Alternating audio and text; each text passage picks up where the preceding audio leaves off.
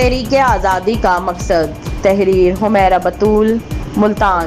آزادی اللہ کی طرف سے سب سے بڑی نعمت ہے۔ تحریک آزادی کا مقصد مسلمانوں کو ایک لڑی میں پرونا تھا۔ علامہ اقبال اور قائد اعظم نے کہا کہ ہندو اور مسلم دو الگ الگ قومیں ہیں اور مسلمانوں کو انگریزوں کی غلامی سے نجات دلانا چاہتے تھے۔ مسلمان اپنے مذہب کے مطابق زندگی گزار سکیں، ظلم ڈھاتے تھے کہ اس لیے انہوں نے الگ ملک کا سوچا، اس پر اللہ کا نظام ہو، اللہ کا قانون ہو تاکہ مسلمان آزادی سے رہ سکیں۔ یہ سب اسلام کی سربلندی کے لیے تھا۔ آزادی غرض و غایت تھی۔ مسلمانوں میں فکر و عمل کی روح پھونکتے رہے، اسلامی شعور جذبہ آزادی بیدار کرتے رہے۔ ان کی جسارت قرآن اسوہ رسول پر مبنی نظام رائج کیا جائے۔ پاکستان کی خاطر اپنا تن من دھن لگانے کو باعث سعادت اور شہادت سمجھتے تھے۔ کاوشیں رنگ لائیں کہ علماء پاکستان وجود میں آیا۔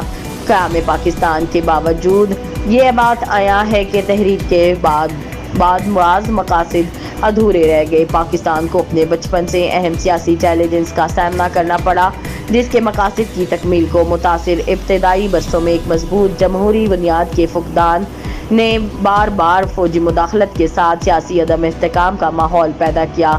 اس غیر مستحکم سیاسی منظرنامے نے نظام کے قیام میں تعلیم اور صحت کی دیکھ بھال، بنیادی ڈھانچے کی ترقی، اہم شعبوں میں رکاوٹ ڈالی۔ مزید برائے علاقائی نسلی تقسیم کے اضافے نے قومی اتحادی چیلنجز پیدا کیے۔ آزادی کے بعد ابتدائی سالوں میں ترقی کے باوجود غربت، عدم مساوات، بدعنوانی جیسے معاشی چیلنجز برقرار رہے۔